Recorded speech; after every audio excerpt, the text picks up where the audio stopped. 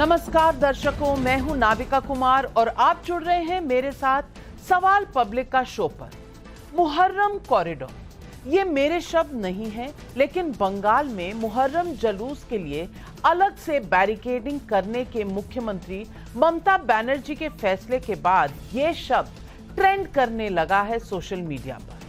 पहली नजर में देखा जाए तो ये शांतिपूर्ण मुहर्रम जुलूस के लिए ममता सरकार की व्यवस्था नजर आती है, लेकिन सवाल तो तब उठता है जब ममता बनर्जी सरकार की नाक के नीचे साल दर साल हिंदू यात्राओं पर पत्थर बरसे हैं। मसलन इस साल भी अप्रैल के महीने में रामनवमी शोभा यात्रा पर पत्थर बरसाए गए, हिंसा की घटना हुई है। सवाल पब्लिक का है कि क्या बंगाल में धार्मिक यात्राओं में सुरक्षा की गारंटी भी धर्म देखकर ही दी जाती है, जैसा आरोप बीजेपी और दूसरी पार्टियां लगा रही हैं। एक ओर ममता के कथित मुहर्रम कॉरिडोर का मसला सामने है, तो आज ही उत्तर प्रदेश में मुख्यमंत्री योगी आदित्यनाथ ने कांवड़ और मुहर्रम दोनों के लिए साफ निर्देश जारी किए हैं। पहला बड़ा निर्देश, धार्मिक यात्राओं में अस्त्र शस्त्र के प्रदर्शन पर बैन लगा दिया गया है, और ये एक यात्रा पर नहीं, हर धार्मिक यात्रा में। यानी इसी महीने होने वाले मुहर्रम के नाम पर जिस तरह का माहौल देखने को मिलता था, उस पर योगी की सख्ती रहेगी। दूसरा बड़ा निर्देश, ओवरसाइज डीजे को इजाजत नहीं मिलेगी, यानी कावड़ के नाम पर कान फोड़ने वाला संगीत बजाने की छूट भी नहीं होगी। सवाल पब्लिक का है कि क्या मुहर्रम और कांवड़ दोनों पर योगी आदित्यनाथ का नो एक्स्ट्रा डिस्काउंट वाला ये मॉडल हिट है? वैसे धार्मिक यात्राओं में अस्त्र शस्त्र पर रोक के योगी के फैसले को मुस्लिम धर्म गुरुओं ने समर्थन भी दिया है, लेकिन समाजवादी पार्टी के कुछ नेता इस फैसले पर एतहार असहज नजर आ रहे हैं और ऐतराज भी दर्ज कर रहे हैं। क्या कहा जा रहा है आगे बताऊंगी, लेकिन क्या मुहर्रम हो या कांवड़, धार्मिक यात्राओं के नाम पर वोट बैंक को साधने की कोशिश चलती रहती है? क्या ममता बनर्जी का कथित मुहर्रम कॉरिडोर इसी सोच का नतीजा है? यही है आज सवाल पब्लिक का।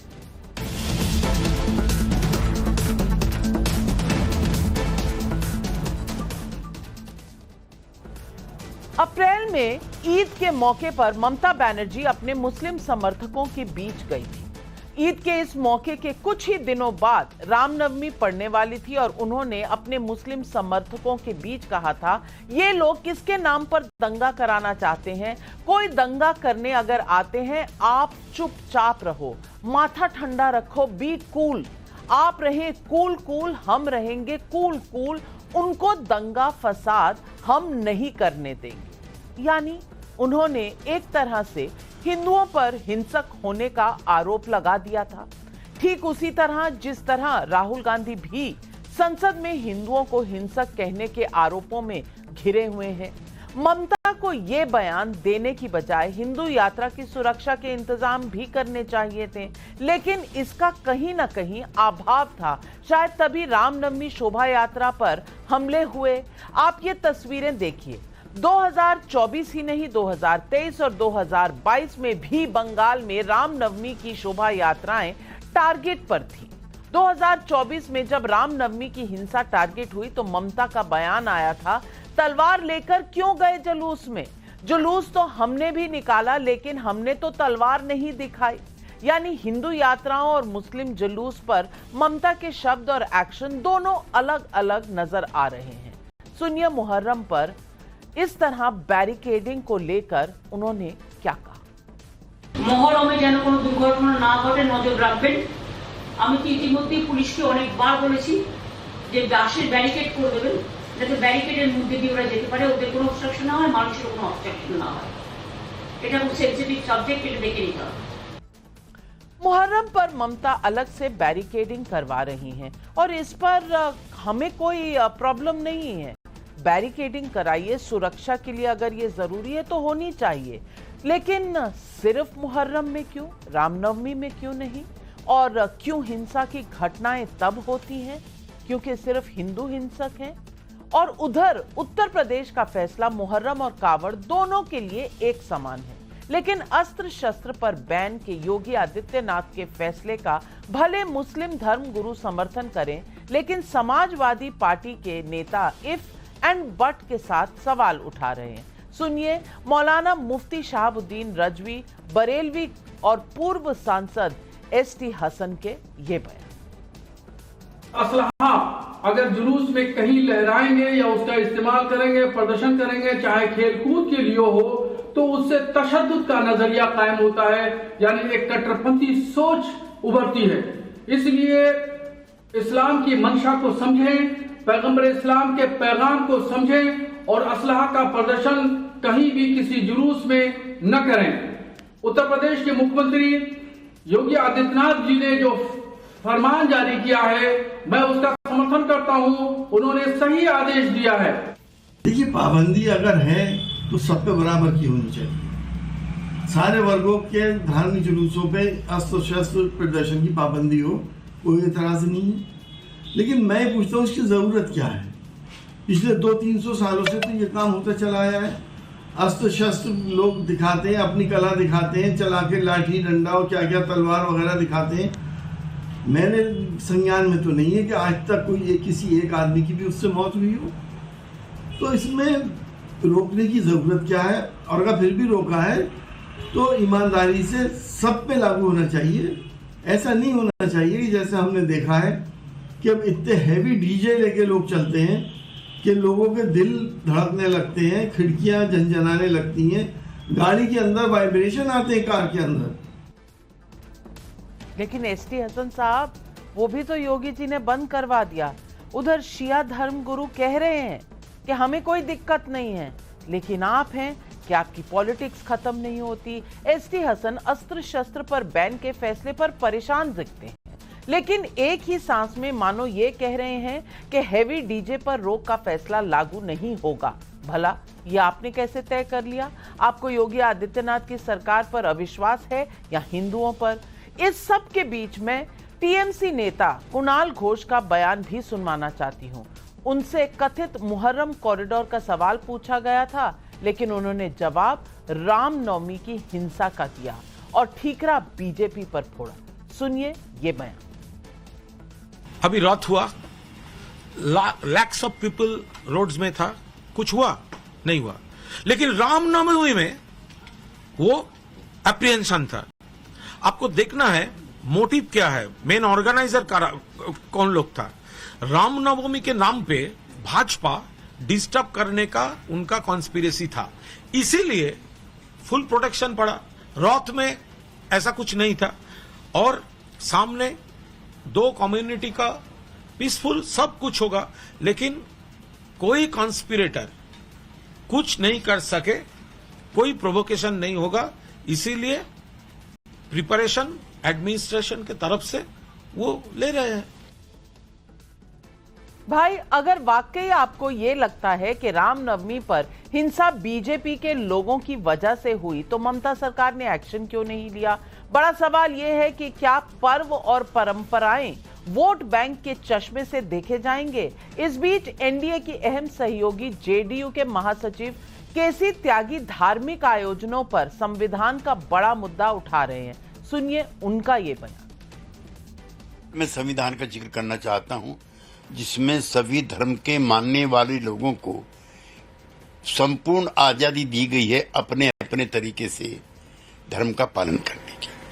लेकिन राज्य सरकारें इसकी व्याख्या अपने अपने तरीके से करती हैं। जैसे उत्तर प्रदेश में अब कांवड़ यात्रा शुरू हो रही है, उसके लिए अलग कॉरिडोर बना है, उस पर पुष्प वर्षा होगी। उसी की तर्ज पर ममता बनर्जी मुहर्रम के लोगों के लिए अलग से कॉरिडोर बना करके रास्ता निकाल रही हैं।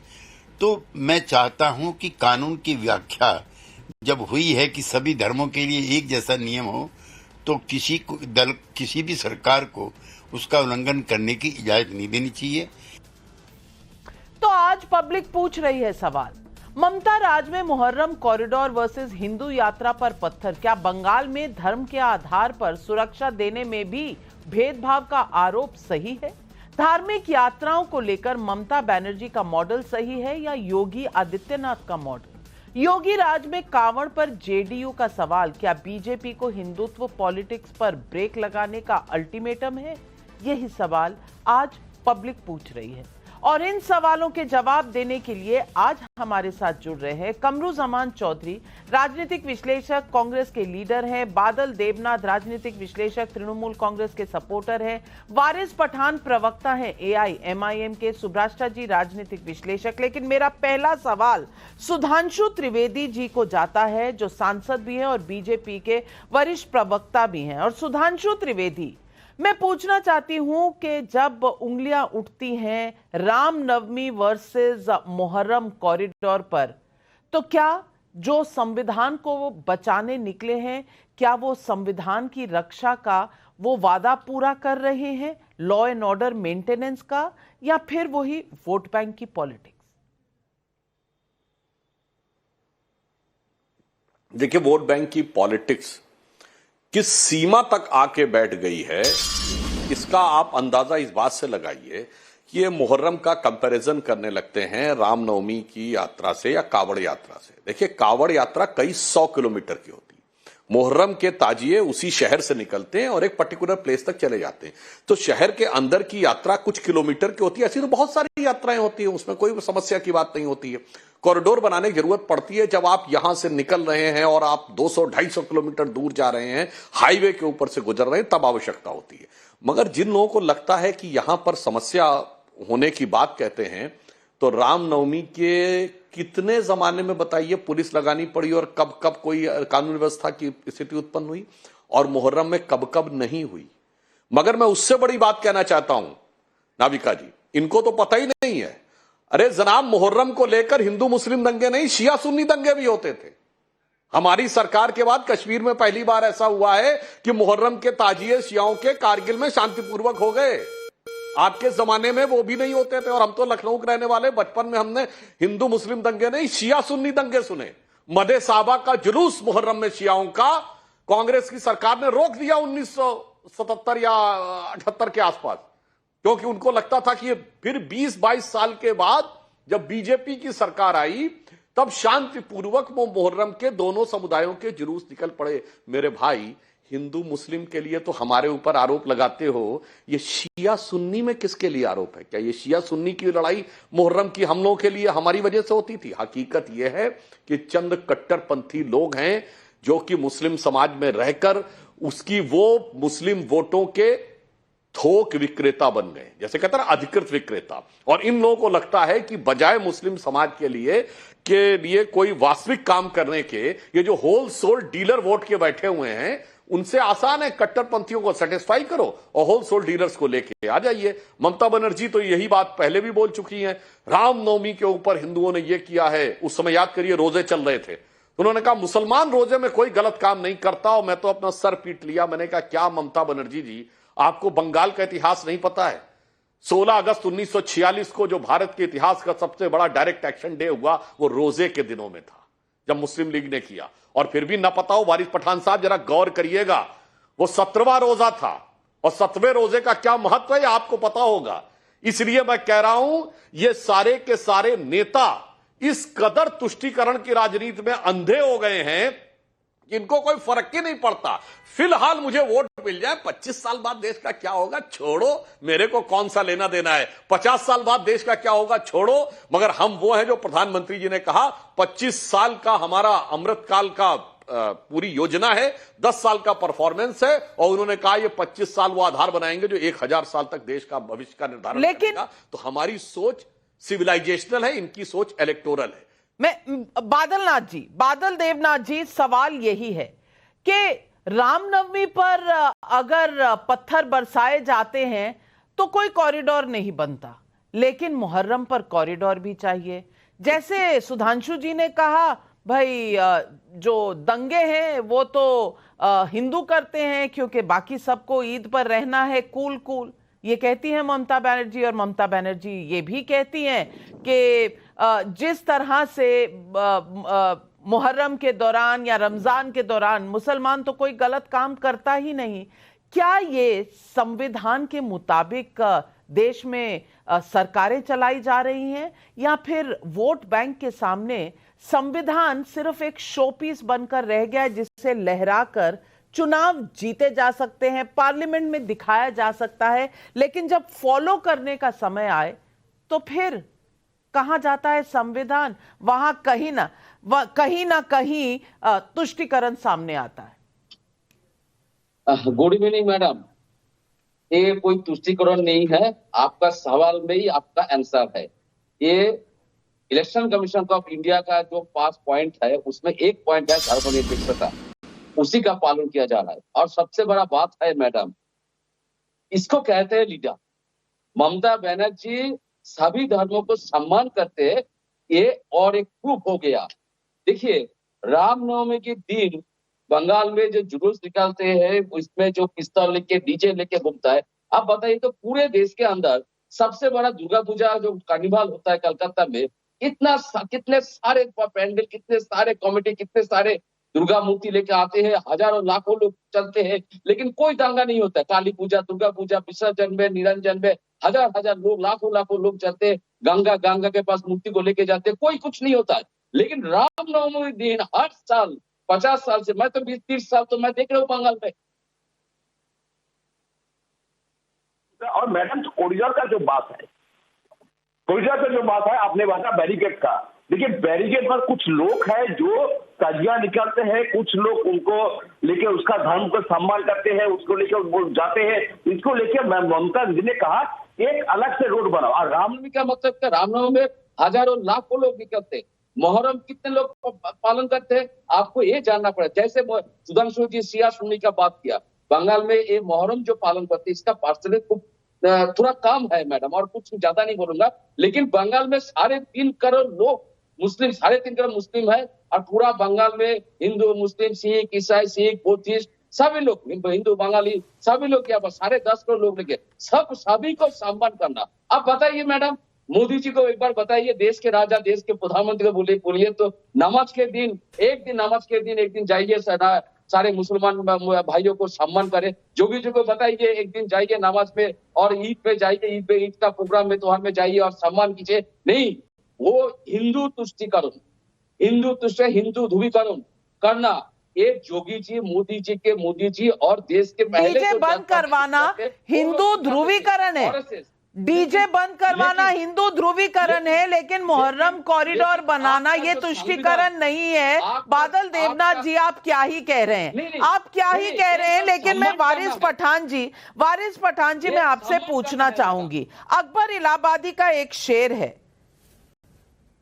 कहना चाहती हूं आपसे, मेरा ईमान मुझसे क्या पूछती हो मुन्नी, शिया के साथ शिया, सुन्नी के साथ सुन्नी। यह कहा था अकबर इलाहाबादी ने। तो मैं पूछना चाहती हूं, रामनवमी और मुहर्रम में अलग अलग ईमान क्यों दिख रहा है? देखिए नविका जी, पहले तो मैं ना एनडीए का हिस्सा हूं, ना मैं ममता बनर्जी की पार्टी का, टीएमसी का हिस्सा हूं। मैं अपनी बात रखूंगा, और सवाल ये है कि क्या हो रहा है तुष्टीकरण। अभी मैं आपको बताना चाहता हूँ, संविधान ने सबको इजाज़त दिया है अपने अपने हिसाब से अपने अपने धर्म का पालन करे, अपना अपना फेस्टिवल बनाए, और हर राज्य सरकार की जवाबदारी, जिम्मेदारी होती है कि प्रॉपर इससे परमिशन दे लीगल वे से, और ये इंश्योर करे कि किसी तरह की कोई घटना ना हो, कुछ तरह का कोई वायलेंस ना हो, सब ना हो। अब इतने साल से मुहर्रम का जुलूस निकल रहा है, लोग मातम भी हमारे शिया भाई लोग करते थे, सब हो रहा था। अब एक तरफ कांवड़ियाओं का देखो, कांवड़िया जुलूस निकालते हैं, हमको कोई आपत्ति कभी किसी ने नहीं ली, ना ऑब्जेक्शन लिया। शोभा यात्रा के अंदर लोगों ने, हमने देश भर ने देखा कि किस तरह से तलवारें लहराई जा रही थी। जरा सुधांशु जी का मैं ध्यान वहां भटकाना चाहूंगा उस तरफ पर, तलवारें लहरा रहे थे, मस्जिद के बाहर खड़े रह के तमंचा भी दिखाया गया, JSR के नारे लगाए गए, भगवा झंडा फहराया गया, तब कुछ नहीं हुआ। लेकिन वहीं पर अगर यूपी के अंदर ईद के दिन कोई 10 मिनट के लिए रास्ते के ऊपर नमाज पढ़ ले तो योगी जी उसको पसंद नहीं करते, योगी जी मना करते कि नहीं पढ़ सकता मुसलमान नमाज। तो एक ही राज्य के अंदर दो समुदाय के लिए डिफरेंट कानून तो है ही नहीं, संविधान तो एक है, IPC, इंडियन एविडेंस एक्ट, सब तो एक ही है, कायदा कानून तो सबके लिए इक्वल है, तो फिर ये अलग अलग होता है।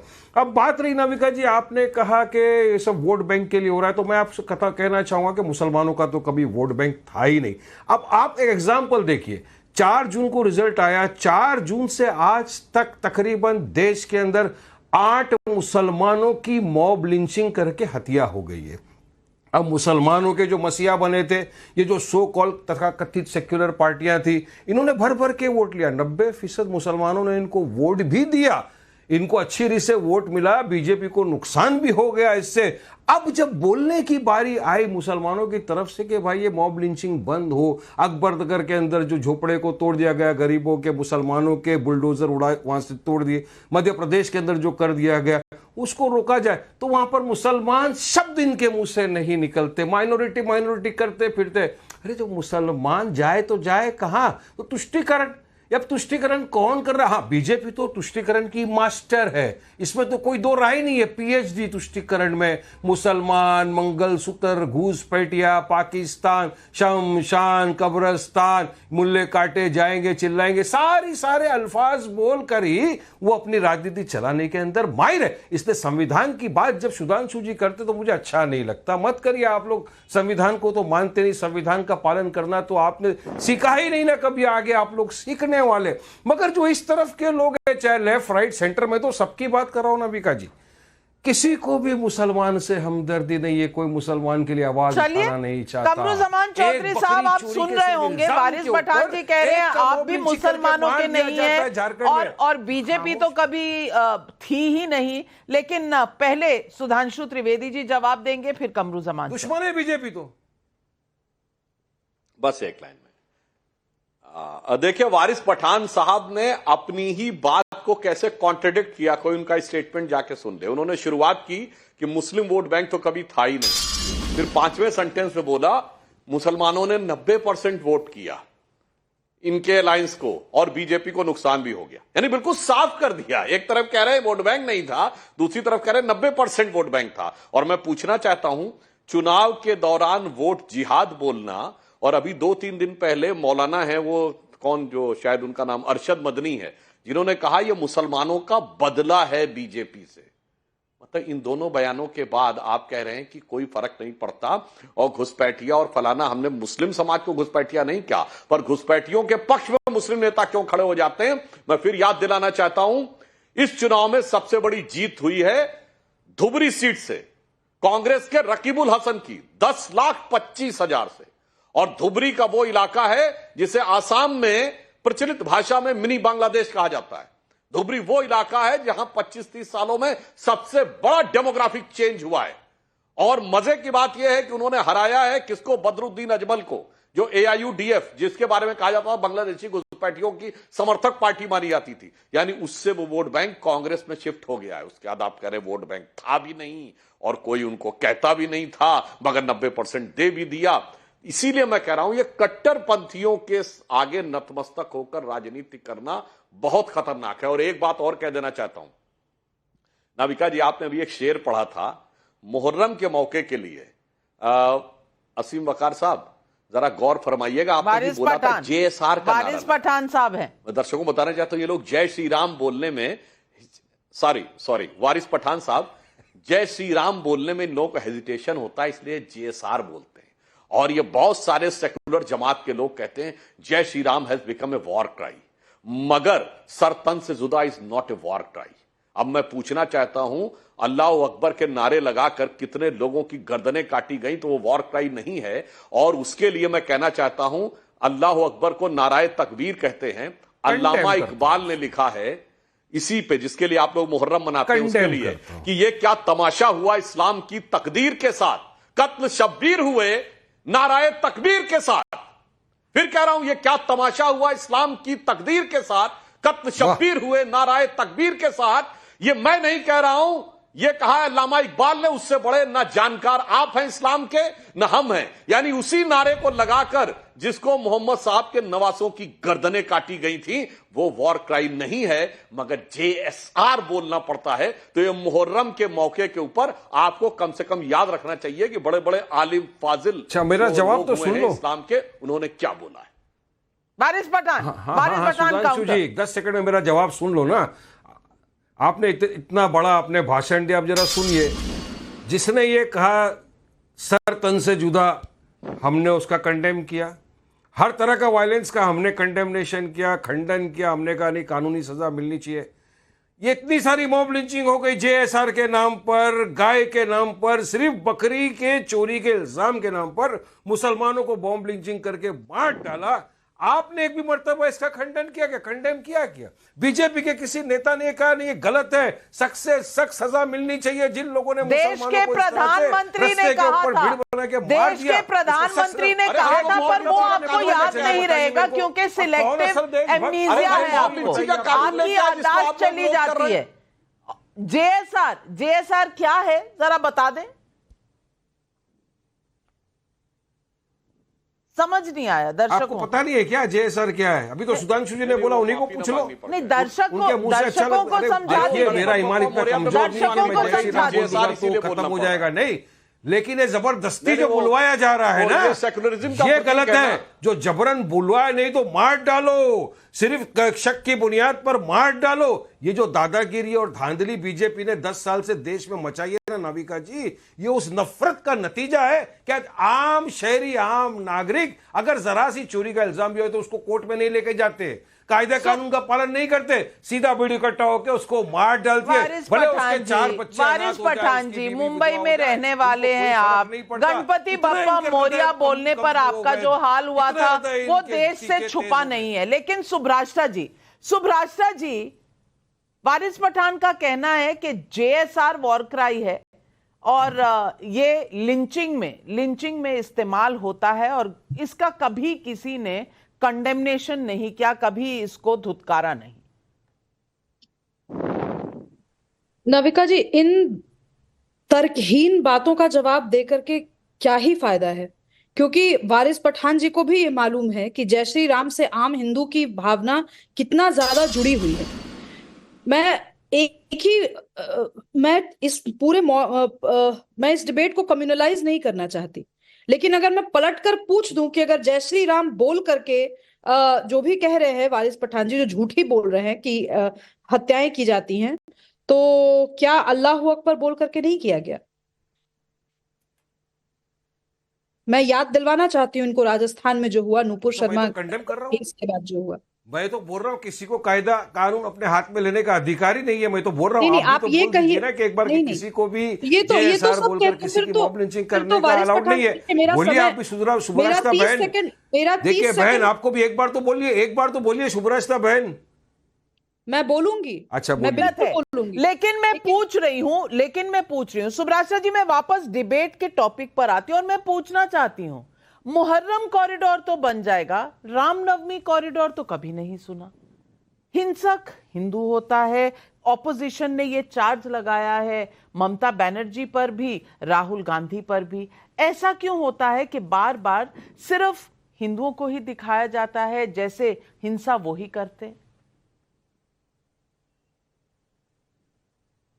ये सवाल नाविका जी आप मुझसे पूछ रही हैं? मैं कह रही हूं कि ये तो कॉन्स्टिट्यूशन, सेक्युलरिज्म का पाठ पढ़ाने वाले आज ये जब बात करते हैं तो इस बात में तथ्य क्या है?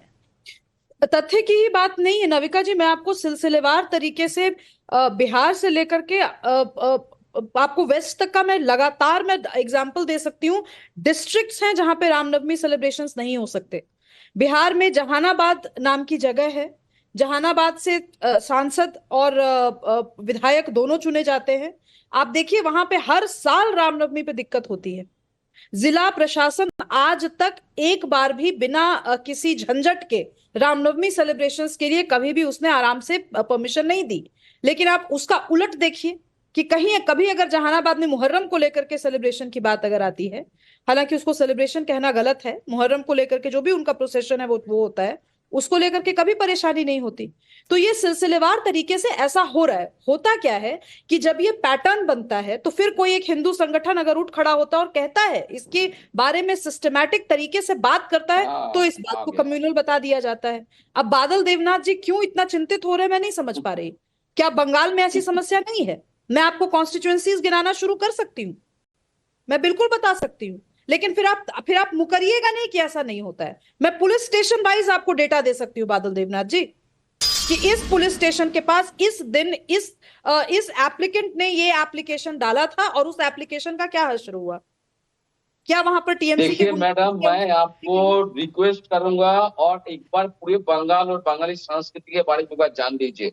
ममता दीदी है, क्या मैं जानूं? और मैं पूरे ऐसे बंगाल के स्कूल में सारे एक 10 सेकंड करोड़ बादल लोग देवनाथ जी, खुशी एक से तो जी बंगाल रहे से हैं। आप लोग आते सारे हैं 10 करोड़ तो लोग खुशी आपको से जी रहे हैं। नहीं, एक उसमें सेकंड हिंदू है, हिंदू टीएमसी बंगाली के है, बंगाल के क्रिश्चियन है, नेताओं बौद्धो को है, ऐसा सिख लगता है कि मुस्लिम बंगाली है, संस्कृति सिया पे है, उन्होंने पीएचडी कर रखी है। सुधांशु जैसे ये का आप सिया सुनी, नहीं, सिया नाविका सुनी जी, है। मैं किसी सभी के बोलने के धर्मों, दौरान सभी नहीं धर्म के बोलती हूँ। लोग मैं चाहती हूँ बंगाल कि ये में है, कर्टसी मुझे बंगाल भी के एक्सटेंड लोग की खुशी जाए। से है। मैं नेता बंगाल नहीं, में डिस्टर्ब मत नेताओं कीजिए। को बादल देवनाथ जी, आप सुभ्राष्टा जी को सुन लें, उसके बाद मैं काउंटर का समय दूंगी। कमरू जमान चौधरी जी, मैं आ रही हूँ। बादल जी आप पहले सुभ्राष्टा जी को सुन तो लीजिए, तभी तो काउंटर करेंगे। सुभ्राष्टा जी।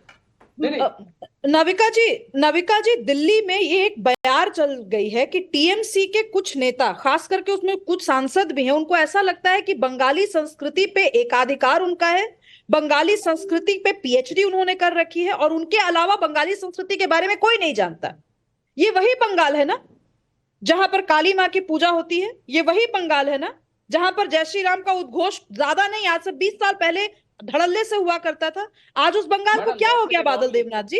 क्या आप लोगों की डेमोग्राफी बदल गई वहां पर?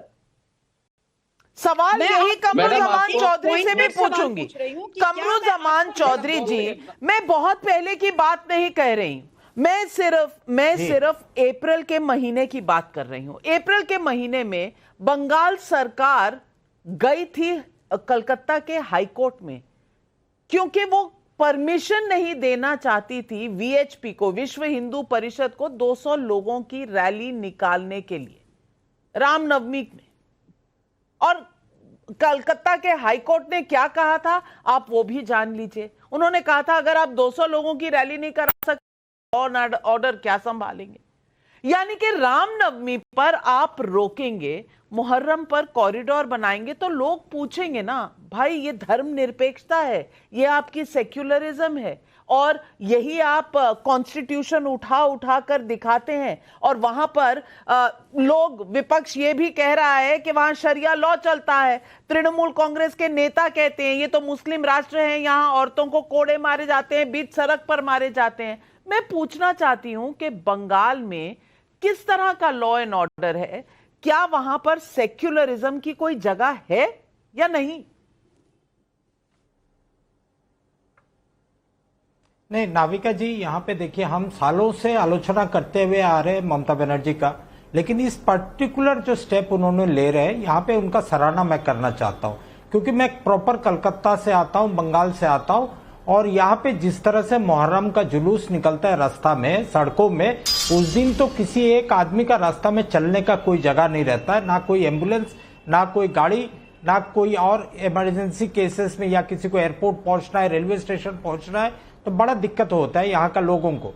अगर ममता बनर्जी का ये इंटेंशन है, मैं नहीं जानता उनका क्या इंटेंशन है, अगर ये इंटेंशन है किसी तरह से कॉरिडोर बनाकर मुहर्रम का जो यहाँ पे प्रोसेशन लेकर आते, जो मातम बनाते, जो ताजिया लेकर निकलते हैं रास्ते में, उनका भी एक अधिकार है, अपना तरीका से वो करते हैं। हालांकि मैं पर्सनली इस चीज को नहीं मानता हूं, लेकिन फिर भी वो अगर अपना धर्म का हिसाब से निकलकर रास्ता में जा रहे तो उनका अधिकार है, और गवर्नमेंट उसमें जो है फेलिसिटेट कर रही है। मैं समझता हूं कलकत्ता वासियों के लिए बहुत अच्छा स्टेप है, लेकिन यहां पे इसको सांप्रदायिक रंग देना ये बहुत बड़ा गलत बात है। 1946 का जो नरसंहार हुआ था बंगाल में, उसको तुलना करके तुष्टिकरण को लाकर और अपना राजनीतिक रोटी सेकना यहाँ पे बड़ा गलत बात है, ये करना नहीं चाहिए। यहाँ पे अगर उत्तर प्रदेश में कवारियों पे फूल बरसाया जाता है हेलीकॉप्टर से, वो भी गलत है। अगर यहाँ पे किसी एक संप्रदाय को एडवांटेज दिया जाता है, वो भी गलत है। जिस टाइम हाईकोर्ट में जाकर मुहर्रम बनाम दुर्गा पूजा का विसर्जन का लड़ाई हाईकोर्ट में पहुंचे थे, तब भी हमने ममता बनर्जी का आलोचना किया था कि यह गलत हो रहा है, क्योंकि बंगाल में लेकिन फिर राहुल गांधी, फिर राहुल गांधी की आवाज कहां चली जाती है?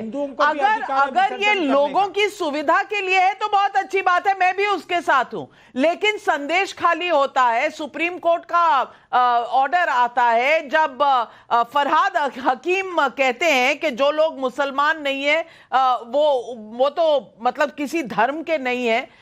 इस तरह की जब बातें होती हैं, तृणमूल कांग्रेस के नेता कहते हैं तो मुस्लिम राष्ट्र है, तो राहुल गांधी कहां चले जाते? कमरुज़मान चौधरी, जवाब इसका दीजिए, क्योंकि कॉन्स्टिट्यूशन सबसे ऊंचा तो उन्हीं ने उठाया है ना इस चुनाव में। नहीं नाविका जी, यहाँ पे बहुत गलत आप एक स्टेटमेंट दे रहे हो कि राहुल गांधी कहाँ चले जाते। इसका मतलब मैं समझ में नहीं आ रहा हूँ। यहाँ बंगाल में जो भी इश्यूज होता है, हाईकोर्ट का मॉनिटर्ड एक एक इन्वेस्टिगेशन चल रही है यहाँ पे। चाहे संदेशखाली हो, चाहे आपका रामनवमी का वायलेंस जो एनआईए तदंत कर रही है, मोमिनपुर में जो दंगा हुआ था, 11 आदमी अरेस्ट। सुधांशु जी, हाथरस का मामला है, उसमें एक रिटायर्ड जज देख रहे हैं, लेकिन राहुल गांधी को वहां जाना है, मणिपुर जाना है, लेकिन बंगाल नहीं जाना है क्योंकि कोर्ट्स देख ही रही हैं। क्या करेंगे जाकर? नहीं, वैसे कमरुज़मान चौधरी जी और बादल देवनाथ जी को याद होगा, नेग्लिजेंस है बीजेपी गवर्नमेंट का तरफ से। वाह, मैं खत्म कर लूं 10 सेकंड प्लीज नाविका जी। देखिए, मणिपुर का जो घटना हुआ वो हम सबके सामने आया जब वहां पे 2 औरतों को नंगा करके घुमाया गया और उसका वीडियो वायरल हुआ। में जब तृणमूल कांग्रेस के ऑफिस में लेकिन शोषण हो रहा था औरतों का, वो नहीं दिखा राहुल गांधी को। बहुत कन्वीनियंट है, मणिपुर में अगर जो हुआ वो गलत है और वो गलत है, लेकिन फिर संदेश खाली में जो हुआ वो क्यों गलत नहीं है, इसका जवाब आपके पास नहीं है सुधांशु त्रिवेदी जी। अब कमरुज़मान चौधरी काउंटर आ रहा है सुधांशु त्रिवेदी जी से, आप सुन लीजिए, आप सुन लीजिए सुधांशु जी। तो उसमें भी हम हिस्सा लेंगे। देखिए, कमरुज़मान चौधरी जी बहुत गजब के तर्क देने लगते हैं कि साहब वो उनका अधिकार था और कावड़ पर फूल बरसाना गलत है। क्यों गलत है?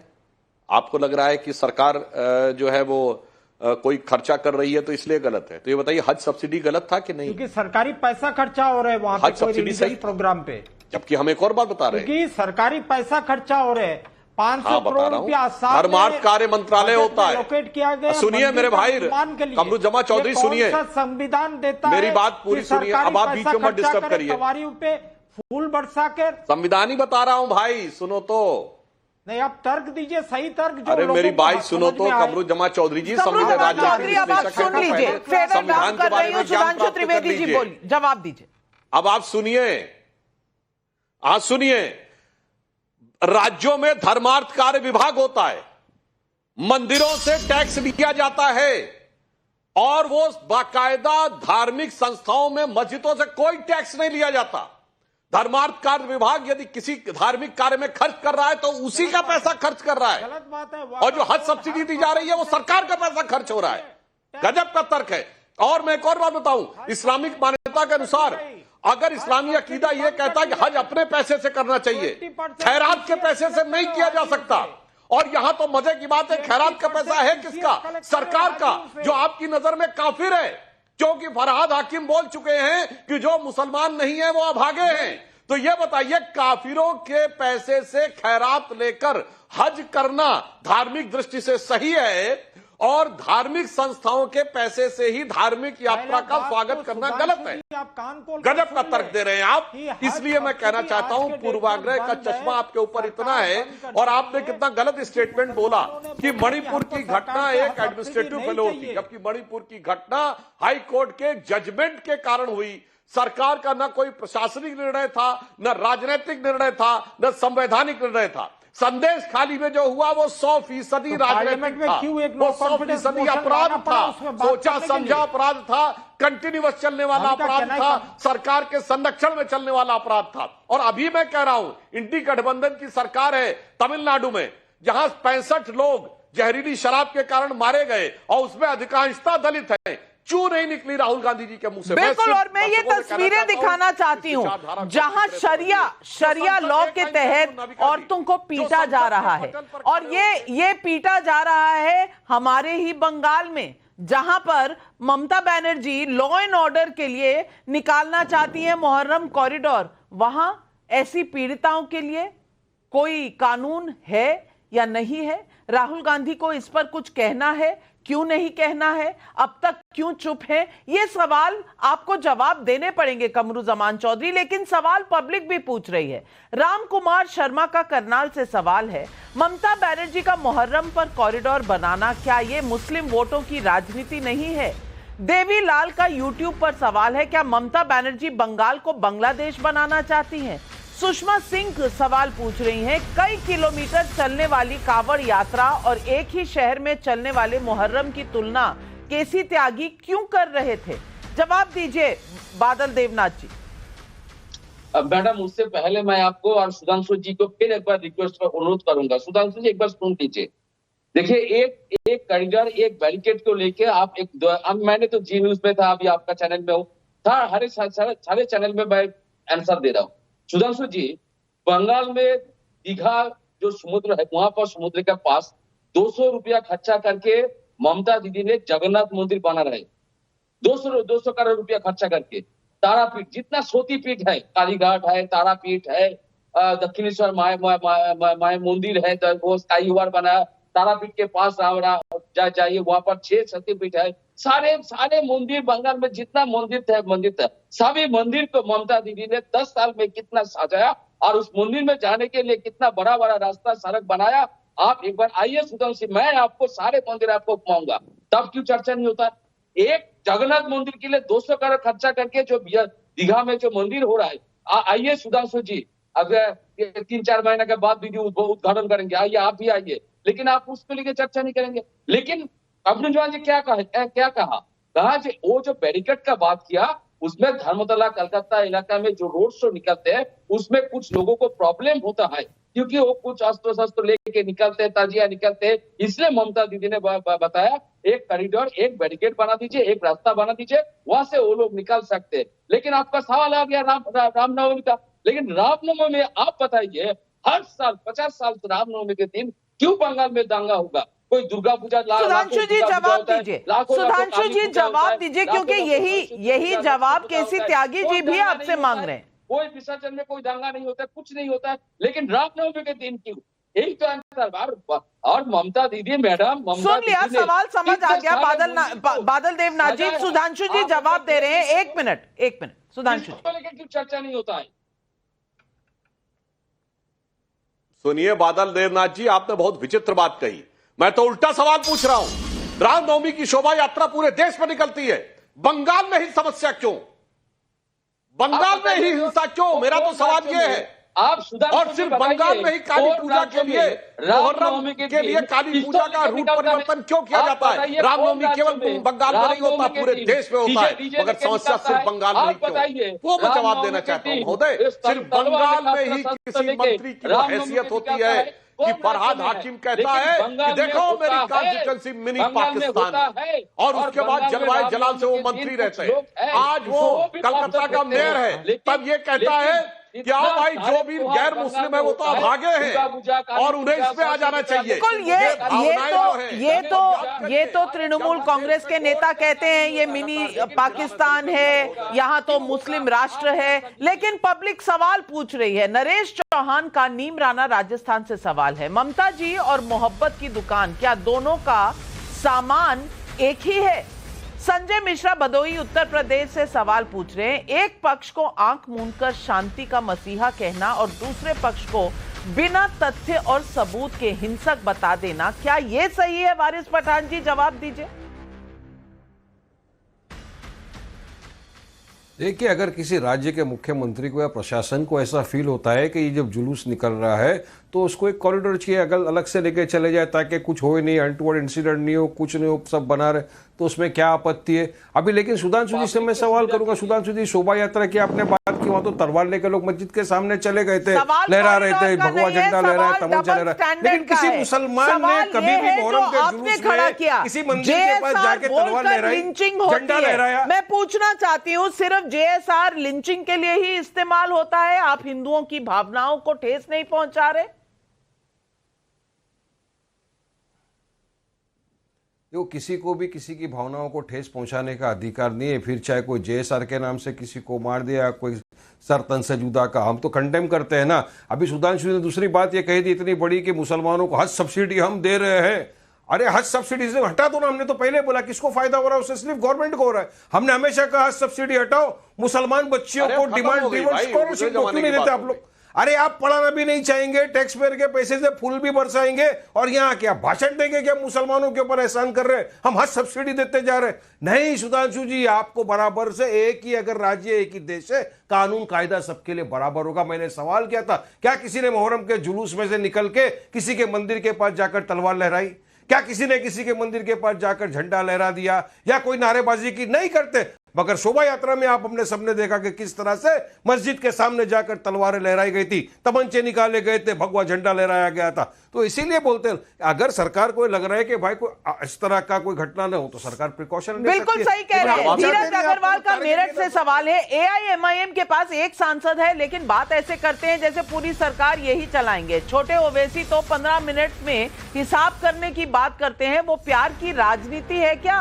अशरफ अली का अनूपपुर मध्य प्रदेश से सवाल है, बीजेपी कहती है कि हमारी योजनाओं में मुस्लिमों को पूरा लाभ मिलता है, तो ये बताइए कि कांग्रेस की कौन सी योजना थी जिसमें हिंदुओं को पूरा लाभ नहीं मिला? सुधांशु जी जवाब। वारिस पठान ने कहा कि कभी कोई ऐसा उदाहरण बताइए कि मुसलमानों ने जाके किसी मंदिर के सामने कुछ किया हो। वारिस पठान साहब, ये जो सैकड़ों मंदिर जमींदोज हो गए कश्मीर में, ये तो किसी ने कुछ थोड़ी किया, सिर्फ मुस्लिम समाज ने जाकर राहुल गांधी के शब्दों में अभय मुद्रा दिखाई। अरे मुहर्रम के जुलूस में। और मैं दूसरा उदाहरण बताना चाहता हूं दक्षिण भारत का, तमिलनाडु का। अरे सुनो मेरे भाई, अब आप बोल रहे थे तमिलनाडु का पेरम्बूर जिला कोलत्तूर गांव, वहां मुसलमानों की आबादी 70% हो गई, तो उन्होंने कहा कि अब यहां के मंदिरों में पूजा नहीं होगी, मंदिरों में घंटे नहीं बजेंगे, और पूजा रोक दी गई तमिलनाडु सरकार के द्वारा। वो तो लोग मद्रास और दक्षिण से उत्तर तक किसी सेकुलरिज्म के सूरमा से चू नहीं निकला। वारिस पठान साहब, ये सेकुलर संविधान की बात करने वाले, हिंदू हिंसा हिंसा हिंसा, असत्य असत्य असत्य करने वाले के मुंह से एक सत्य नहीं निकला। आखिर में उन्हें थक हार कर मद्रास हाईकोर्ट जाना पड़ा। मद्रास हाईकोर्ट ने इसको क्वेश्चन किया, कहा कि ये कोई लॉजिक नहीं हो सकता कि 70% आबादी हमारी हो गई तो मंदिर में पूजा नहीं होगी, घंटा और शंखध्वनि नहीं होगी, ये इंश्योर कराना पड़ा। तो मैंने आपको तथ्य वाले उदाहरण में दे दिए। और सवाल ये है कि राजनीति में धर्म बार बार क्यों आता है? अगर लॉ एंड ऑर्डर है, अगर आपको सड़क पर कहीं ना कहीं नियंत्रण करना, आप जरूर करिए। अगर ये आम आदमी को सुविधा देने के लिए है तो जरूर करिए, लेकिन धर्म के आधार पर तुष्टीकरण भारत की राजनीति की बड़ी बीमारी बन चुकी है। देश को इससे बहुत नुकसान हुआ है, और ऐसे में जरूरी है कि संवेदनशील पर्व और परंपराओं जैसे कांवड़ और मुहर्रम पर नियम तय करते वक्त एक मान रुख अपनाया जाए। एक समान रुख अपनाया जाएगा तो किसी को कहीं नहीं चुभेगा, और यही संविधान कहता है। इसलिए मुझे लगता है कि योगी आदित्यनाथ का निर्देश जो है, शायद हर राज्य में इस तरह का बैलेंस बनाए रखना बहुत जरूरी है। आज तमाम अपने पैनलिस्ट का मैं धन्यवाद करती हूं, हमारे साथ जुड़े हैं, और मैं इस वक्त उनको कहूंगी कि जब राजनीति करें तो एक तरह का बैलेंस बनाए रखें, लेकिन